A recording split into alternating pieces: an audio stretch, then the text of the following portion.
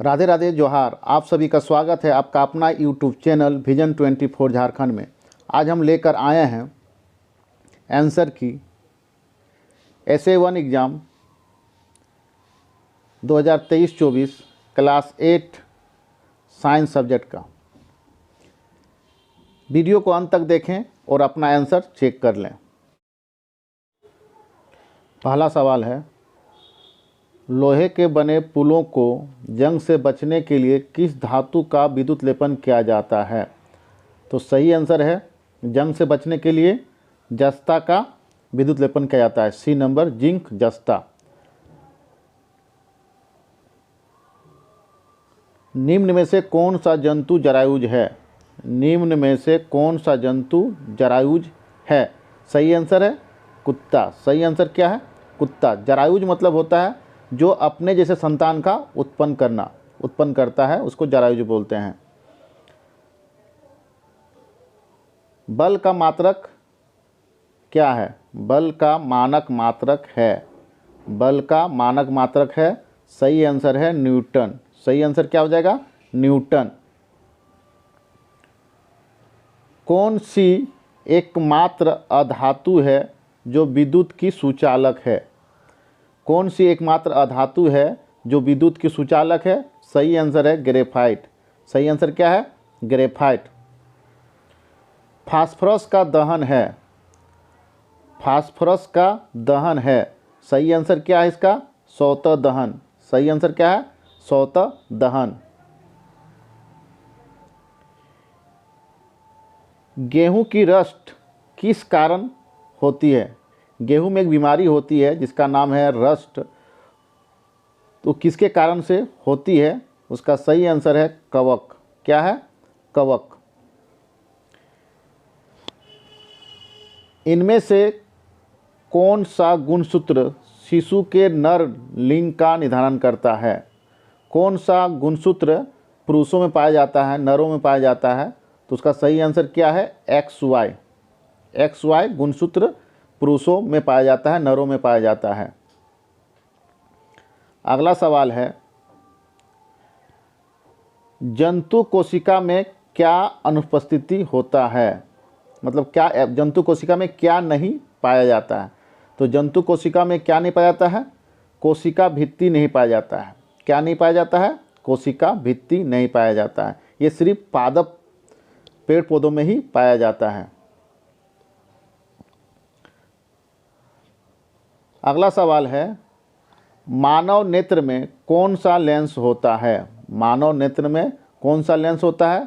उसका सही आंसर है उत्तल लेंस। सही आंसर क्या है आपका? उत्तल लेंस।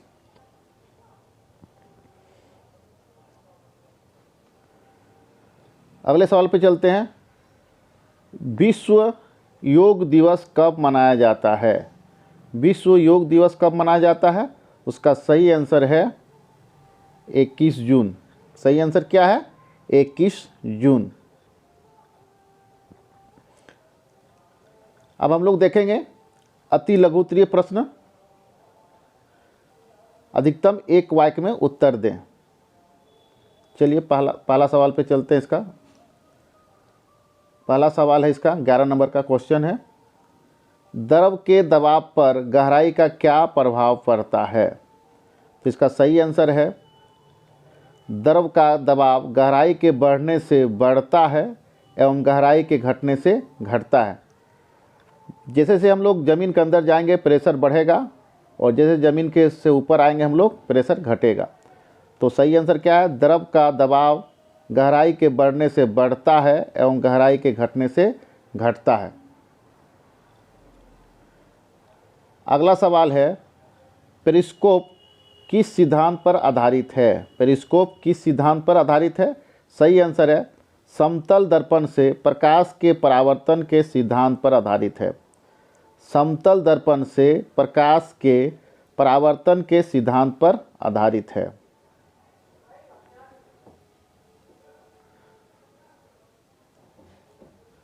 कॉपर सल्फेट के विलयन में विद्युत धारा प्रवाहित करने पर किस ध्रुव से जुड़े तांबे का प्लेट की मोटाई बढ़ जाती है? कॉपर सल्फेट के विलयन में जब विद्युत धारा प्रवाहित किया जाएगा तो किस ध्रुव में तांबा का प्लेट का जो है मोटाई बढ़ जाएगा? उसका सही आंसर है आपका ऋण ध्रुव से जुड़े तांबे के प्लेट की मोटाई बढ़ जाती है। ऋण ध्रुव से जुड़े तांबे की प्लेट की मोटाई क्या हो जाएगी? बढ़ जाएगी। मनुष्यों में जीवाणुओं से होने वाले 2 रोगों का नाम बताइए या नाम लिखिए। तो सही आंसर क्या है? हैजा, टाइफाइड, टीबी। टीबी को ही क्षय रोग बोलते हैं। जीवाणु से होने वाले 2 रोगों का नाम क्या है? हैजा, टाइफाइड, टीबी। टीबी को ही बोलते हैं क्षय रोग। अगला सवाल है 2 चमकदार अधातुओं के नाम लिखें। 2 चमकदार अधातुओं के नाम लिखें। जनरली सामान्यतः अधातु का चमक नहीं होता है, लेकिन 2 अधातु है जिसमें चमक पाया जाता है। उसका सही आंसर क्या है? ग्रेफाइट और आयोडीन। ग्रेफाइट और आयोडीन। अब हम लोग देखेंगे लघु उत्तरीय प्रश्न, अधिकतम 2 वाक्यों में उत्तर दें। पहला सवाल है लघु उत्तरीय में, पाश्चुरीकरण की प्रक्रिया क्या होती है और इसकी खोज किसने की थी? पाश्चुरीकरण की प्रक्रिया क्या होती है और इसकी खोज किसने की थी? चलिए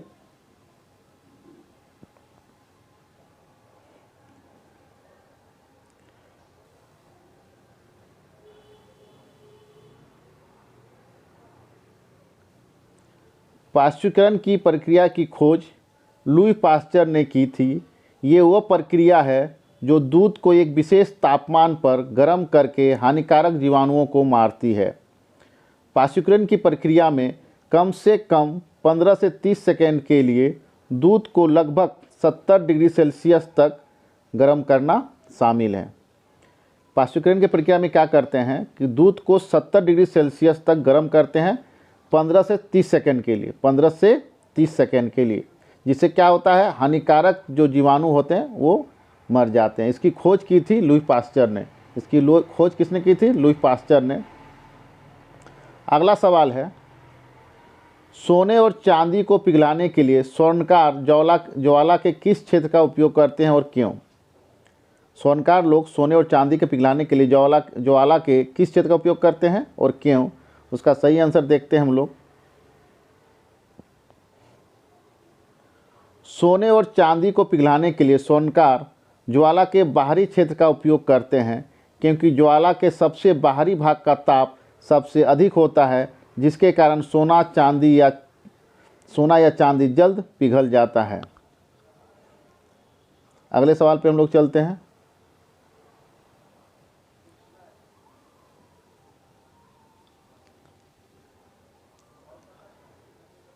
भोजन में लौह तत्व की कमी होने से क्या होता है? इसकी कमी को दूर करने के लिए हमें किस प्रकार के खाद्य पदार्थ का सेवन करना चाहिए? लौह तत्व की कमी होने से क्या होता है, कौन सी बीमारी होती है और इसको दूर करने के लिए हम लोग क्या क्या खाते हैं, उसका आंसर हम लोग देखेंगे।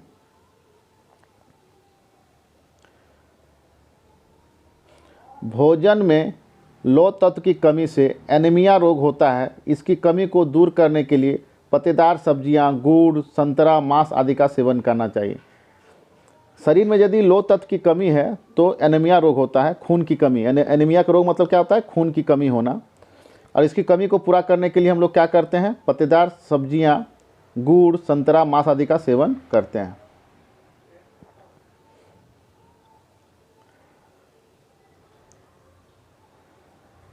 हाइड्रोजन का ऊष्मीय मान सबसे अधिक होने पर भी हम अपने दैनिक जीवन में हाइड्रोजन का उपयोग क्यों नहीं करते हैं?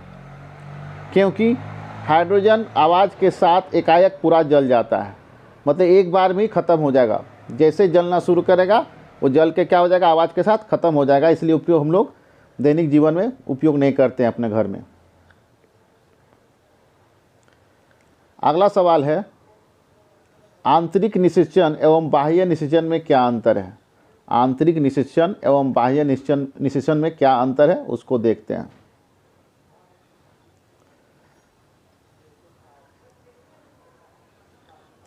आंतरिक निषेचन में अंडाणु और शुक्राणु का संलयन मादा के शरीर के अंदर होता है। आंतरिक निषेचन में क्या होता है? अंडाणु और शुक्राणु का संलयन मादा के शरीर के अंदर होता है, जैसे मनुष्य, गाय, कुत्ते तथा मुर्गी आदि में निषेचन। अगला देखते हैं बाह्य निषेचन में। बाह्य निषेचन में अंडाणु और शुक्राणु का संलयन जंतुओं के शरीर के बाहर जल में होता है। मेढक, मछली, स्टारफिश जैसे जलीय जीवों का निषेचन। इसका उदाहरण क्या है? मेढक, मछली, स्टारफिश जैसे जलीय जीवों का निषेचन। इन लोग का जो अंडाणु और शुक्राणु का जो संलयन होता है वो शरीर के बाहर पानी में होता है। अब हम लोग देखेंगे दीर्घ उत्तरीय प्रश्न, अधिकतम 4 वाक्यों में उत्तर दें। पहला सवाल इसका है, कोशिका का एक नामांकित चित्र बनाएं। कोशिका का एक नामांकित चित्र बनाएं। देखिए फिगर यहाँ पे बना हुआ है, इसको देख लीजिए। कोशिका में क्या क्या होता है? रिक्तिका होता है, रसधानी होता है,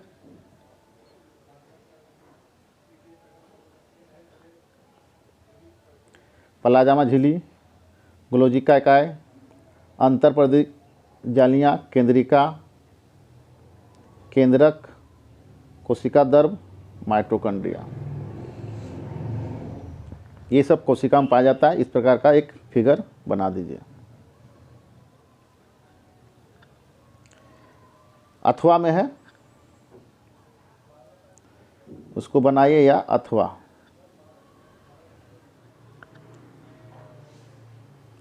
कारण बताइए। पानी से भरे कागज के कप को ज्वाला के ऊपर रखने पर भी कप का पानी गर्म हो जाता है, परंतु कप जलता नहीं है। क्यों? क्योंकि जल की उपस्थिति में कागज के ज्वलन ताप तक नहीं पहुंच पाता है। कागज के जलने के लिए जो न्यूनतम ताप चाहिए वो पानी के कारण क्या होता है, वहाँ तक पहुँच नहीं पाता, इसलिए कागज का कप जलता नहीं है। पानी पे अगर भरा हुआ कप में पानी है और उसको हम लोग जलाने की कोशिश करते हैं, गर्म करते हैं, तो वो पानी गर्म होगा, ना कि कप, क्योंकि जल की अनुपस्थिति में कागज के ज्वलन ताप तक नहीं पहुंच पाता है। अगला सवाल, सफ़ेद फास्फोरस को पानी के अंदर संग्रह करके रखा जाता है। सफ़ेद फास्फोरस को पानी के अंदर संग्रह करके रखा जाता है क्योंकि सफ़ेद फास्फोरस कमरे के ताप पर तेज़ी से जलने लगता है। सफ़ेद फास्फोरस एक ऐसा तत्व है जो कमरे के तापमान में ही अपने आप जलने लगता है ऑक्सीजन से प्रतिक्रिया कर। इसलिए इसको क्या करते हैं हम लोग? पानी के अंदर रखते हैं। कहाँ रखते हैं सफ़ेद फास्फोरस को? पानी के अंदर। सफ़ेद फास्फोरस को पानी के अंदर संग्रह करके रखा जाता है क्योंकि सफ़ेद फास्फोरस कमरे के ताप पर तेज़ी से जलने लगता है।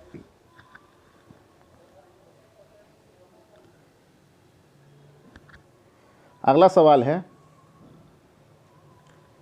एक व्यक्ति के गद्दे पर खड़ा रहने से गद्दा अधिक दबता है, परंतु गद्दे पर लेट जाने पर गद्दा कम दबता है। क्योंकि व्यक्ति के लेट जाने से उसके शरीर का गद्दे से संपर्क का क्षेत्रफल बढ़ जाता है, जिसके फलस्वरूप दबाव कम हो जाता है।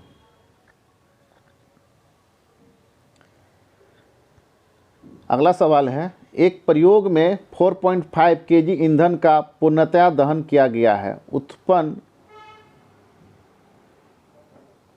ऊष्मा का माप किलो था। उत्पन्न ऊष्मा का माप कितना था? 1,80,000 किलो जूल था। 1,80,000 किलो जूल था। तो ईंधन का ऊष्मीय मान ज्ञात कीजिए। ईंधन का ऊष्मीय मान ज्ञात कीजिए। किसी भी ईंधन का ऊष्मीय मान जो होता है वो 1 किलोग्राम में निकालते हैं। किस में निकालते हैं? 1 किलोग्राम में। तो यहाँ पे 4.5 किलोग्राम का उपयोग हुआ था और हमको ऊष्मीय मान ज्ञात करना है 1 किलोग्राम में। इसलिए हम लोग जितना ऊष्मीय मान निकला था उसको हम लोग क्या करते हैं,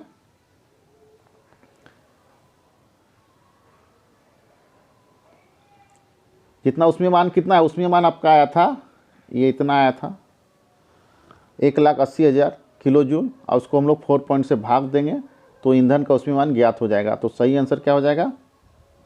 40,000 किलो जूल। सही आंसर क्या हो जाएगा? 40,000 किलो जूल।